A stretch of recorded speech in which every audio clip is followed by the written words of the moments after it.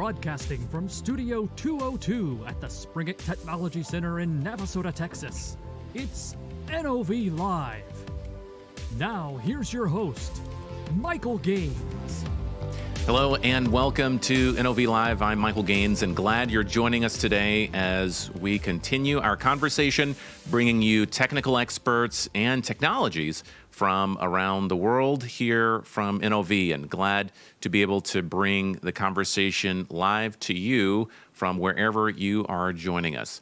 Today's conversation will revolve around two brand names that many are familiar with. So that's why we've titled today's show, What is Mono and Moyno? So if you have not heard those names before, you're in luck, because we're going to dive in with our expert today and talk through that. And if you are familiar, hopefully we'll be able to bring you some new perspectives and insights in terms of technologies and offerings from the Mono and Moyno teams. So before we do that and get to our guests, as always, want to bring in Shelby Dumaine to talk about how you can be a part of today's show. The question master, always getting those questions from folks, which is always one of the highlights of the show. Yeah, absolutely. You know, I like to see what our folks are saying in the comments, and I love to see that. So speaking of, if you want to get involved in today's show, the easiest, the best way you can do that is by commenting below. Whether you're on Facebook, LinkedIn, or YouTube, I love to see your comments and to see what you're saying online and check you out there.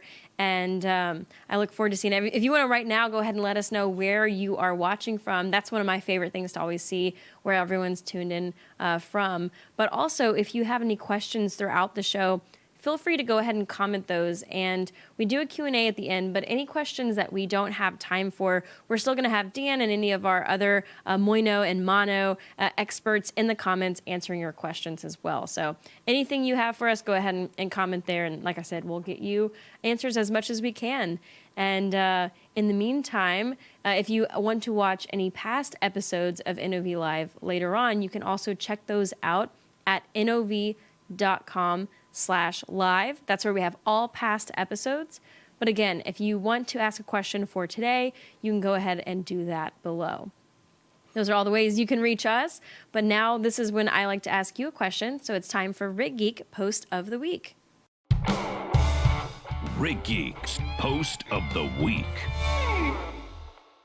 Okay, so for this week's Rig Geek Post of the Week, we are asking, when was progressive cavity technology invented? Specifically, what year was progressive cavity technology invented? If you think you know the answer, go ahead and comment below, and at the end of the show, we will reveal that answer. So once more, we'll have the question on the screen, but what year was progressive cavity technology invented?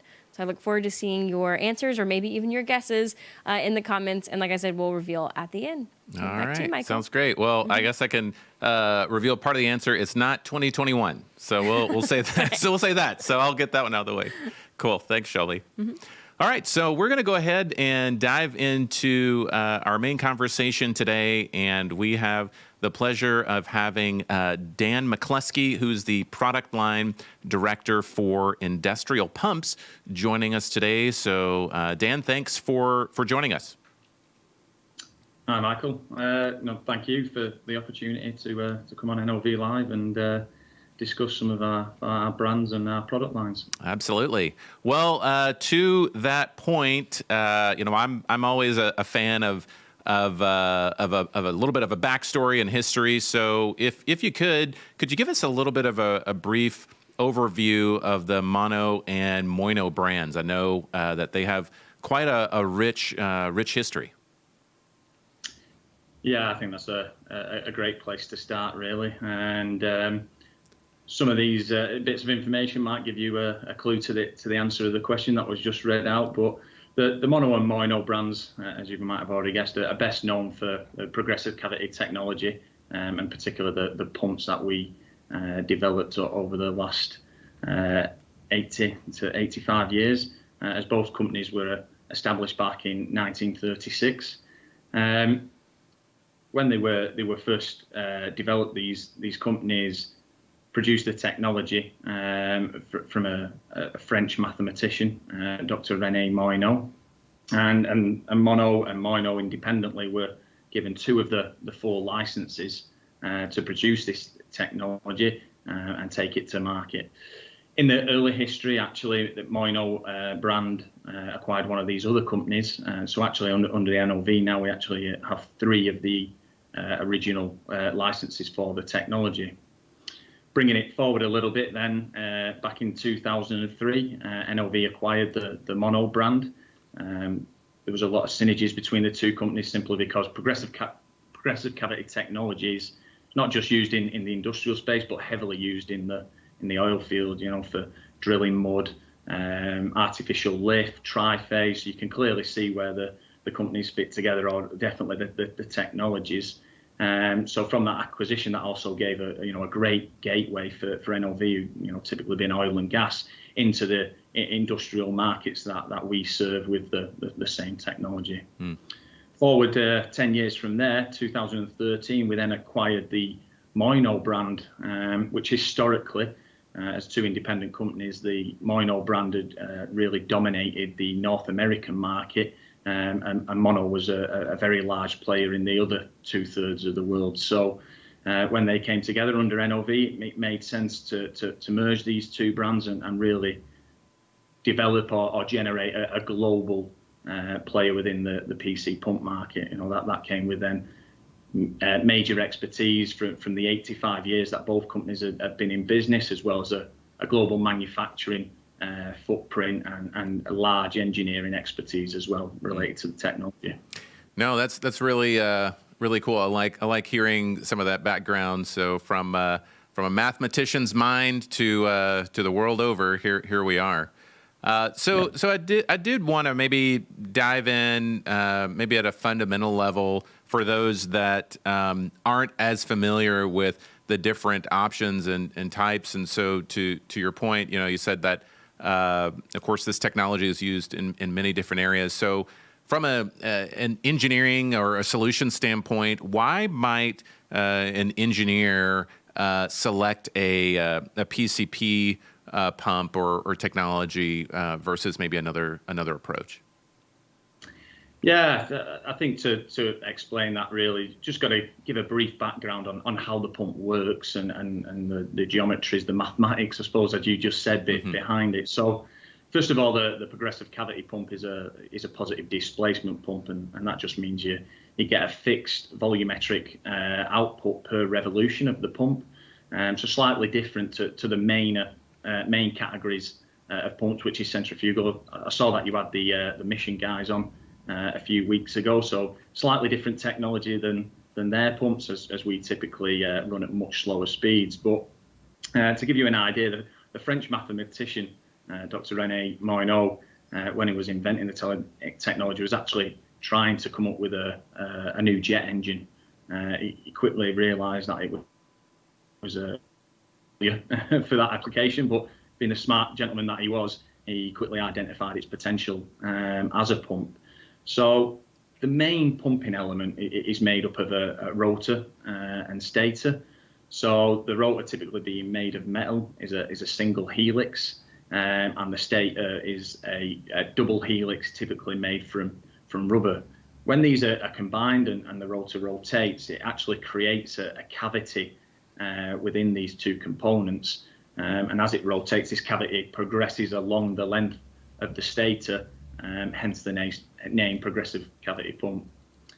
It's the formation of these cavities that really then lead to your question, why do engineers choose progressive cavity technology? It's simply for this cavity and the properties that it offers. So I think we have got an animation that will kind of represent this in a little bit more detail. I'll give you a visual representation for our viewers. This product line is just one of our product lines that we offer, that we call the compact pump, but this is more to give you an understanding of how the technology works. So these cavities that are created essentially allow us to pass large solids or viscous liquids through the pump, which makes it ideal for industries such as wastewater, where the processing of sewage generates thick viscous sludge with solids, or the mining industry, as you'd expect. You have to dewater mines. and obviously there's contaminants in there, so large solids that need to pass through the pump without damaging the equipment. So you can see here the rotor is rotating in the stator and pushing it along. So this just then also gives you another area about these cavities that are in the opposite, rather than, waste streams, but maybe production streams, the smooth path through the pump for maybe products such as baked beans, where you might want them to sit in this cavity without getting crushed, or even to applications that we've done in the past of actually pumping live fish through the pumps for either transferring them from lagoons or actually unloading fishing boats. So it's these cavities there that give it its properties that engineers like. It's really brought in for the applications that are troublesome to other pump technologies on the market, and then really provide a solution for the most difficult applications out there. It's always so interesting to me to hear, and you've sort of prefaced my next question, because when I hear you're talking about things such as baked beans and live fish, and I'm thinking, man alive, that is just something else to really hear. The different applications. So you've kind of partially answered my next question, which is, what are the industries that this technology is able to be used in? I mean, it sounds like, if you have to move some type of medium, that there is, potentially an opportunity for this type of technology. Yeah, exactly. Honestly, the list of industries and applications that we service is unimaginable, because we're pretty much involved in most industries in the world in some form or another, whether it's production or waste streams. But I've already kind of mentioned the wastewater industry, the mining industry, because of the solids handling, viscous handling capabilities of the pump, and as well as the food and beverage, soups, baked beans, fish, etc. So hopefully everyone, finds it interesting that NOV is actually involved heavily in some of these industries, and it really makes for interesting work for everyone. The engineers, the sales teams, for example, they can go from a sewage treatment plant in the morning to talking maybe to a food and beverage production manager in the early evening, and then onto a winery talking about different applications that our pumps can use for different reasons. So some of the other industries that we can mention are pulp and paper, water treatment, the chemical industry, building materials, and by that I mean things like gypsum or plasterboard, pumping the raw products, or grouts and adhesives. Again, these products are very viscous, so are ideal for our pumps. Petrochemical, and even water supply, where reasonably high pressures are needed. We do offer a product line where we supply borehole pumps linked to solar panels and controllers, providing irrigation water or cattle feed water in remote parts of the world. And then another one linked to the mining industry is explosives, either in the production of explosives or actually injecting explosives at mine sites ready for operation. The list really, it continues to grow over the years. New emerging markets, particularly at the minute, we have a focus on the biogas industry. As you'd imagine, it's a growing industry, the production of methane and green energy. We know something that NOV are interested overall, and we've been supplying product to that industry for a number of years. Another example of new emerging markets there's been a pretty major change in the car industry recently. People haven't been paying attention, but electric vehicles, again, PC pumps are used in the production of these batteries, either dosing certain chemicals, or even in the actual mine sites, getting the lithium out of the ground. Wow. Yeah. No, I appreciate the variety of solutions that you and the team can provide, and I'm sure if someone even has a inclination on wondering whether some of the technology can be provided, you and others are able to consult and have those conversations. So that's certainly good to hear. You started mentioning again the variety of options, of solutions, of approaches, which maybe for my last question for you, what are some of the other options and products or product lines that are offered for the team? We've been talking, of course, focused on the progressive cavity pumps, but what are some of the other opportunities that potential customers might have to be able to engage with you on some of the other technologies? Yeah, obviously, being around for 85 years, we've identified key areas within the market, complementary product lines, I think you could call them, as well as, engineering packages. So we do offer a product line of grinders and screens. These particularly, again, apply to multiple industries, but particularly in the wastewater industry, we've got an image up there of one. So these are, a heavy-duty grinder. There's lots of problems. Again, I'm sure some of our viewers would have seen ragging issues at local councils, municipalities. So we provide these pieces of equipment, which are a set of interlocking cutters, low-speed, high-torque machines for really grinding everything up from sanitary items to trainers, toys that people put into the waste stream or children drop into the waste stream, for example, really to protect various mechanical equipment on the other side, and obviously one being our pumps, as we're heavily involved in the wastewater industry. So from there, really providing solutions to customers and working with customers. There is other pumping technologies out on the market that do provide unique benefits, and that's somewhere else that we've gone. The image that you can see in front of you is a peristaltic pump, or a hose pump, as some people refer to it. Again, this is for fine, accurate dosing and chemical handling applications that we work in the same space. So we have a peristaltic offering on the market as well. And then the final kind of major product lines that we offer really are engineering services or engineering packages. So we touched on biogas slightly earlier. The package in front of you is actually what we call a chopper hopper, and combines the two technologies we just talked about, a PC pump and a grinder, then with other conveying technology and different phases of grinding for actually bulk reduction and pre-processing of fruit and veg waste, typically for small digesters to produce methane. So within our kind of product portfolio, there's a number of these packages that we have developed over the years, and it's really come out from our engineering expertise as well as our market expertise from being partnered with a number of these customers for so long, that we're able to develop these customized solutions to solve the customer's needs. Right. So when people are looking for additional information, the web is one of the best places to go, at least initially, especially in these times when sometimes it might be a little hard to get around. So where can viewers go to read up or learn a little bit more about some of these solutions we've been talking about today? Yeah, so we've got our NOV webpage where you can find us under Fluid Motion Solutions. So I think it's nov.com/FMS.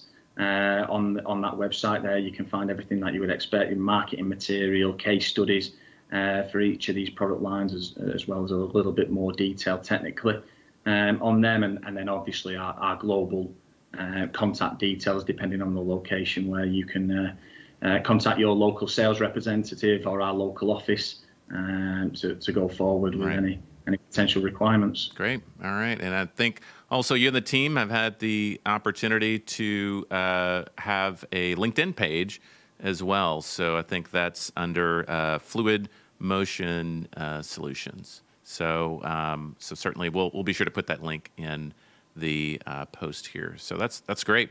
Well, I'm going to actually turn it back over to Shelby Dumaine to round us out on our show with our answer for our Rig Geek post of the week. So I gave people a hint. It's not 2021, but what's that question again for those that always like the last minute guess? Yeah, well, I will do the Rig Geek. I can answer that now, but I do actually have one question that. Oh yes, that's right. Yeah, that's right. I got too excited. I think I was thinking about it. I was like, man, this plays. I need to know the answer. So yeah, no, you're right, Shelly. Right. Thank you for doing that. So if you are still online, you can still try to guess that Rig Geek question. You got a few more minutes. We're just gonna ask one question. We do have Dan after hours here, so I don't want to hold him up too much longer. But if you have any other questions, still please put those in the comment section. And like I said, we'll make sure that either he or some of our other experts are there to answer those as well. But for today, for right now, we have time for just one. We got this question. Within the mining industry, what are the typical depths or pressures that you can achieve? Okay, so we actually supply packages, I think, up to 480 meters vertical rise. Typically, though, you would supply packages around the 240 meter mark, so you can, kind of stage these different pumping stations throughout your mine site as you dewater the mine. Gives the mine flexibility, so can do up to 480, but yeah, typical or industry kind of standard is more around the 240 mark, and one pump station would go to a secondary, maybe a third before the surface.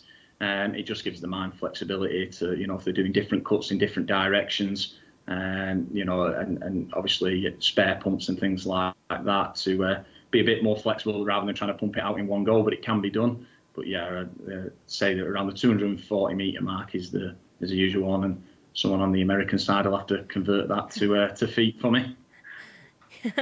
Yeah, I won't volunteer converting that live on air. My math skills aren't that great. But thank you so much for answering that. And now to what Michael is so excited to hear. I know. I do have the Rig Geek question ready. So we asked, when was progressive cavity technology invented? Specifically, what year? And I think Dan mentioned it, but if you were listening close, you might have heard the answer. And the answer to that is 1929. So we have progressive cavity technology was invented in 1929. There it so is. That's the answer for today. And thank you to everyone for commenting. And go ahead and leave any more questions you have, and we'll, like I said, get those answered. So back to you, Michael. All right. Well, thanks, Shelby. And again, thanks to our guest, Dan McClusky, the product line director for industrial pumps, talking about the Mono and Moyno technologies and PCP offerings, as well as others. So on behalf of all of us here at NOV, we thank you for watching. Shelby Dumaine, Wayhan, Lynn, and Kamal Carr helped produce today's show. Again, our guest was Dan McClusky, and I'm Michael Gaines. Remember, you can also watch any of our past episodes on NOV.com/live. So for all of us here at NOV, thanks for watching and for listening, and we'll talk to you again next time.